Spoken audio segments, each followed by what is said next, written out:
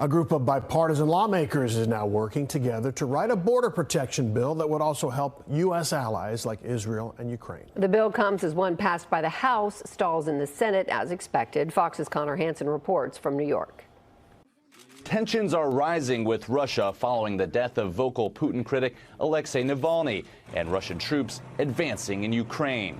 With the ongoing surge at the southern border and the escalating war in the Middle East, President Biden is ramping up pressure for Congress to act. The way they're walking away from the threat of Russia, the way they're walking away from NATO, the way they're walking away from meeting our obligations, is just shocking. A bipartisan group in the House now has its own version of the bill. For 1 year, it proposes suspending the entry of inadmissible aliens at the border. It would also allow immigration officers to immediately detain and deport certain migrants and bring back the Trump-era Remain in Mexico policy. We are having the discussions in Congress, in the House, concerning the issues of funding not only Ukraine but Israel and Taiwan. There are many members of the House that want to have the discussion about what is the path forward on funding for all three of those entities. The bipartisan proposal provides more than $66 billion in defense-only funding for Ukraine, Israel, and Taiwan.